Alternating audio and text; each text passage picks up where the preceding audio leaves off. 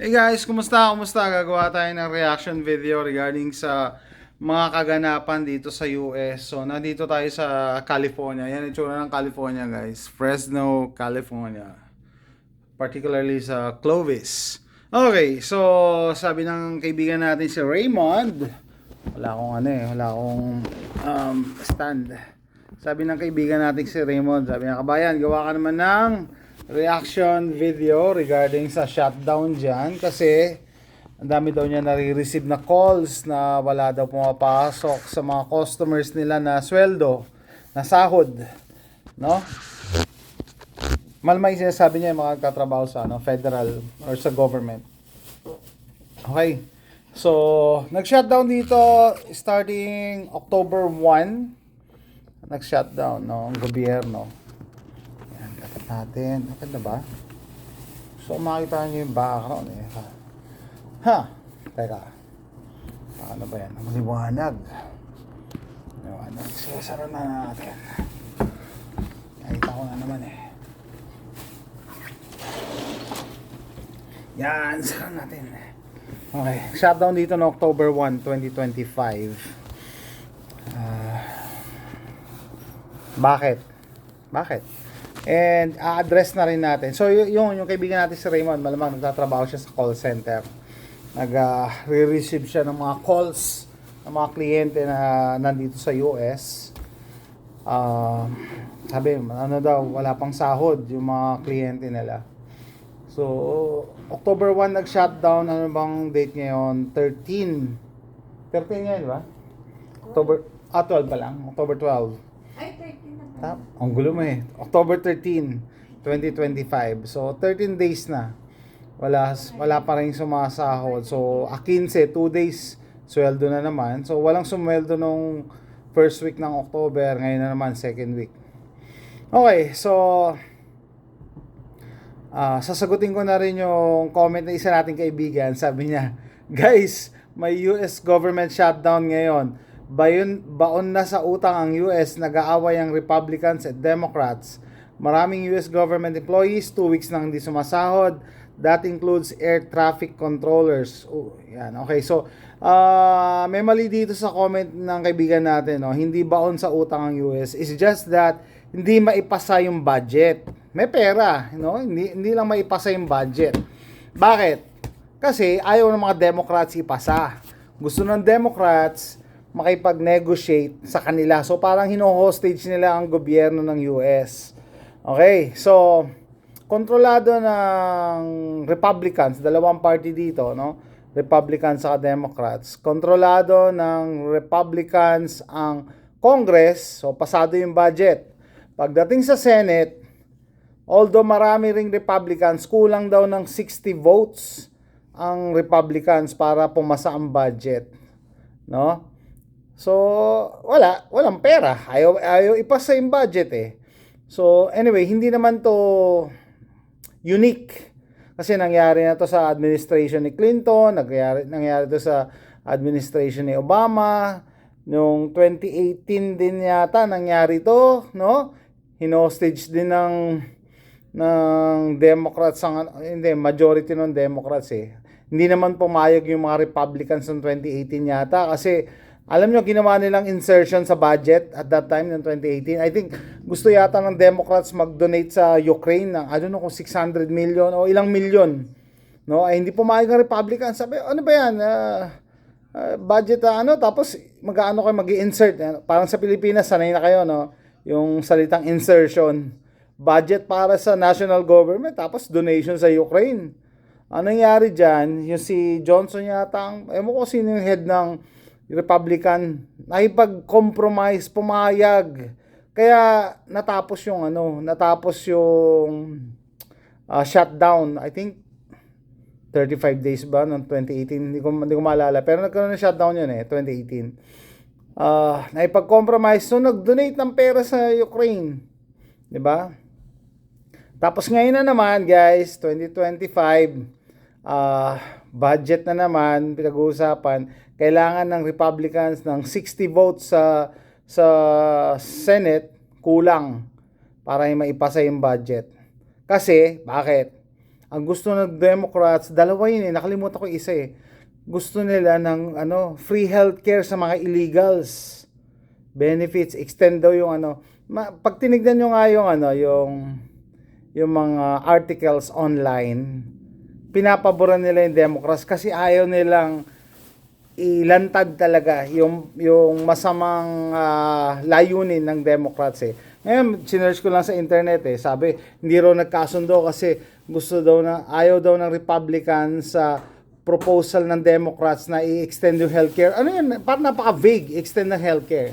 No? Pero in reality, gusto lang talaga bigyan ng Democrats ng free healthcare ang mga illegals. Gusto nilang bigyan ng free healthcare. So imagine niyo kung nasa Pilipinas ka, Pilipino ka, tapos kunyari may magpapagamot na mga Afghans or Chinese, gusto nila libre. So ganun din dito. Ikaw ba papayag ka ng ganun? Pilipino ka, punta pila ka sa PGH. Tapos libre yung mga libre ang healthcare ng mga ibang bansa. Diyan sa haba-haba na nga ng pila, hindi na nga kayo nasiserbisyuhan, tapos ililibre pa yung ibang bansa, na ibang mga illegal na no? So ganun dito. Okay? So kasi hindi na pag nagbasa kayo ng articles online, hindi sinasabi sa mga articles yan, tinatago nila, yun? Sin of omission. Hindi nila sinasabi sa inyo, kaya akala nila, yung pinapasama nila yung mga Republicans, pero Democrats, napakasama talaga. Gusto nila free healthcare sa illegals. Siguro sasabihin nyo, anong masama doon? Bibigyan lang ng free healthcare. So, imagine mo, kung ikaw nagbabayad ka ng tax dito, legal citizen ka, or immigrant ka, or working visa ka, nagbabayad ka ng nasa legal ka, yung tax mo ibabayad dun sa mga tumawid lang ng ilog or ng river, na hanggang tuhod pag summer. Napunta ko na yung isa sa mga border crossing. Anyway, so yun. Sa tingin nyo, bakit?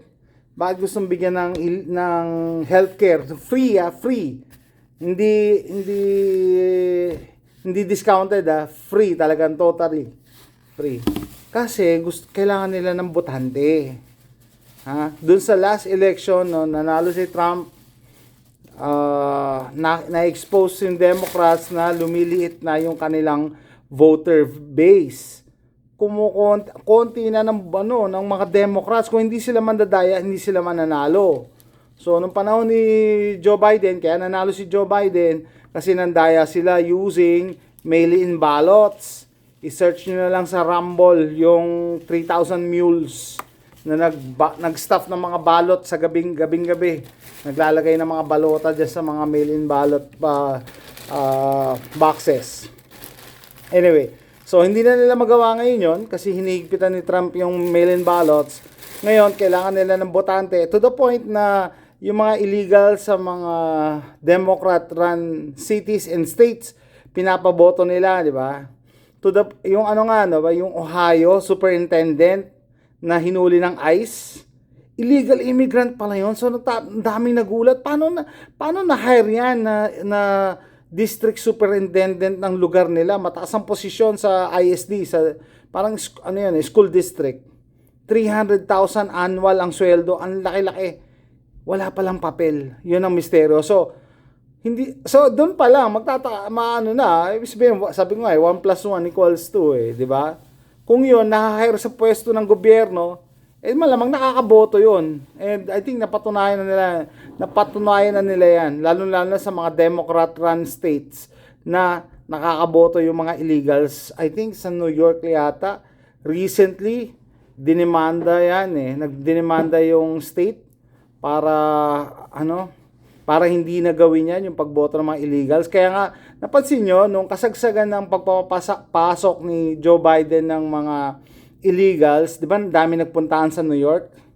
Di ba? Tapos nung nanalo sa korte na hindi sila pabobotohin, kasi kinaso yan kinasuhan yung state of New York. Ba't yung pinapaboto yan? Nung nanalo na hindi sila makakaboto, ano ang ginawa ng New York? Pinalayas nila, tinanggal na yung allowance, tinanggal sa mga hotels.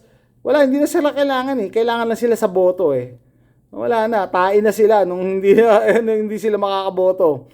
So, yan, ngayon naman, humihirit sila ngayon sa budget hearing kasi Ito na lang nagko-collapse na yung Democrat Party Sorry, mag-uusap tayo about politics pero everything's about politics, no? Hindi yan nangyayari na aksidente. So yun nga, no, magko-collapse na kasi yung Democrats, paunti na ng paunti ang mga bumoboto sa kanila, ultimo mga itim at mga Latinos nung last time bumoto kay Trump. So yun pa lang, tanongin niyo na sarili niyo bakit? Di ba akala sabi ng mga Democrats, racist daw si Trump, ganyan, kawawa daw mga Latino. O ultimo mga Latinos binoto si Trump. Ultimo mga itim, binoto si Trump. 'Di ba? So, yun nga paunti na ng paunti. Nanalo lang sila nung kay Joe Biden nung nandaya sila. Hindi na nila maulit. Do sa ayaw maniwala, imagine nyo, naka 81 million votes si Biden hindi na nga nangampanya. Mas mataas pa siya kay Obama. Si Obama may charisma. Si Joe Biden, senile. Hindi na alam kung nasan siya. Dumudumi na sa brief yata yun May isang clip na naglalakad siya na gano'n Yun daw yung itsura ng bata pag napadumi. Napatigil Anyway, so yun guys, yun ang shutdown ginagawang hostage. Ito na yung huling baraha kasi ng Democrats ngayon Ito na huling baraha nila na kung kinulang ng boto ang ang Senate na Republicans, hindi natin yan papayagan ipasa hangga't hindi pinapayagan na free healthcare sa illegals, mga ganyan. Kasi nga kailangan nila ng boto. No? Pag hindi pa, ito ang nangyari ngayon. Katulad ko na bumoboto ng Republican ngayon, pabor ako na bahala kayo, i-shutdown niyo ako, i-shutdown. Tingnan natin, magkakalintikan sino mawawala, sino talagang mahihirapan. Okay? Nangyari, since shutdown, I think 40% na pinapasweldo ng gobyerno na hindi mapasahod. Yung mga non-essentials, walang sweldo. Kaya yung iba, bakasyon, mga non-essentials Pero yung mga essentials, takbo pa rin. Ibig sabihin, takbo pa rin, tuloy pa rin ang trabaho. Like mga sundalo, hindi pwede mawala ng trabaho yan, di ba? Tumatakbo pa rin yan. Yung mga opisina ng gobyerno na importante, itong matakbo pa din yan. Ano ang example ng mga non-essentials? Yung mga national parks ngayon, sarado mga national parks. Sarado in a way na walang tao. Pero this past few days, nagpunta kami sa mga national parks, bukas ang gate. Pwede kang pumunta sa national park. At swerte nga namin napabor pa nga sa amin shutdown. Walang tao sa gate, walang naniningil, walang libre ang national parks ngayon sa US, guys. Libre ang national parks. Yun nga lang, walang serbisyo. Ibig sabihin, sarado yung mga gift shop, yung mga kainan, ibang kainan, pero meron kainan na bukas Basta privately owned yata. I don't know, meron kami nakitang kainan sa loob ng Yosemite kahapon. Pero yun nga, yung mga gift shop sarado, yung ticketing sarado. Pero pabor yan sa sa tourist na katulad namin kasi libre ang entrance. Ang problema niyo lang, I don't know kung 911 meron pa rin Police meron, no? Bakit? Kasi police ang nagpapasweldo niyan, city. May budget ang city hindi national government. So, hindi totoo na bankrupt ang US. It's just that hindi nila maipasa yung budget kasi may kumukontra. No? May nagtitirik ng itim na kandila, yung mga Democrats nga, mga desperado na. Okay, so ngayon nakikipagmatigasan si Trump, which is yan din ang saloobin ng mga Republicans. No? Sige, ayaw nyo diwag, ayaw nyo, sige, gusto nyo sarat, isara ang gobyerno, isara. Di sige, tingnan natin. 'Di ba? Sino mawawalan? Ngayon, may power si Trump na piliin kung sino lang ang dapat magbukas. 'Di ba? O diyan, tatanggalin niya ng mga budget yung mga yung mga department na woke. O di sila mawawalan. Hanggang sa uli, hindi ko alam kung hanggang kailan magtatapang-tapangan ng mga Democrats dito. Like ngayon, namasyal kami kanina dito lang sa Clovis area. Clovis pangalan ng small town dito. Yung information center sarado. Di okay lang, sarado yung information center, okay lang 'yun. Sa amin, hindi naman kami pero may nakita pa rin yung mga police. So, yun ang sinasabi ko. Yung mga non-essentials, hindi naman crucial, yun ang pinagbabakasyon. Okay? So, naalala ko pag sa Pilipinas, no, pag nagpapasa ng budget, no, pasado sa both houses, 'di ba? May basbas yan ng presidente. Yung budget ng national government, meron yang mese ang national ano diyan. Kaya ang tawag dito, lahat kasi makikinabang, 'di ba? Pagka pinasa ang budget kasi titigil ang serbisyo, titigil din ang kickback nila. Dito sa kasi, yan na yung last resort eh.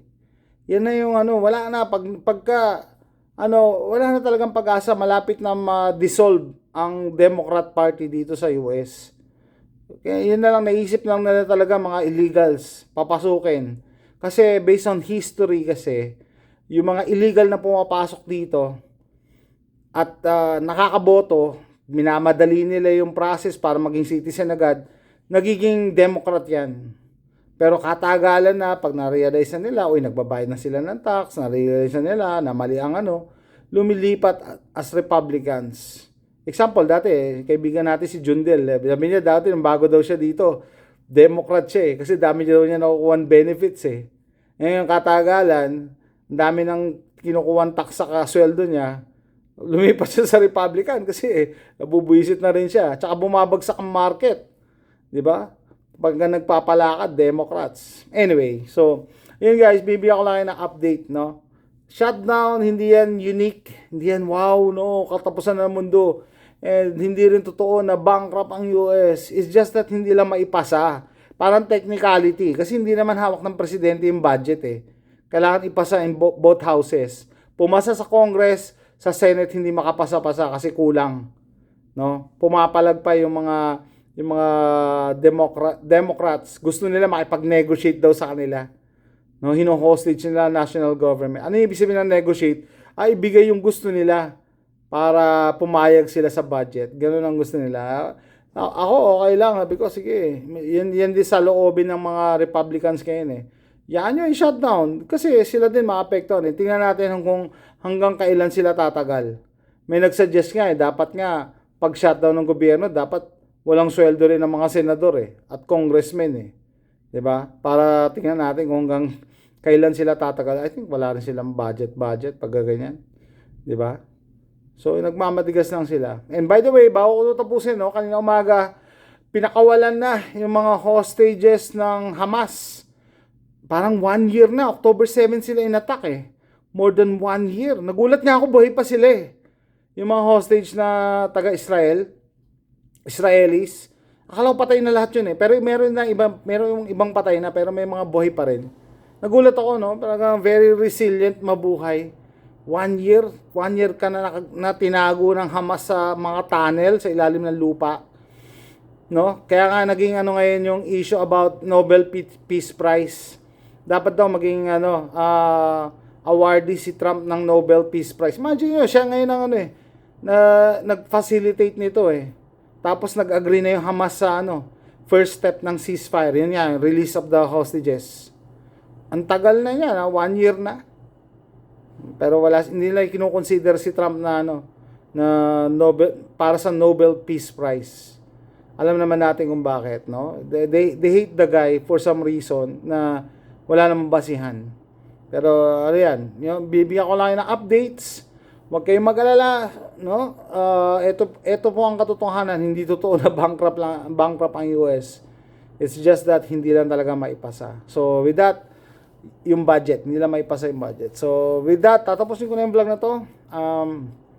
Bukas ng maagang-maga, lipad na uli kami, pabalik na kami ng Texas.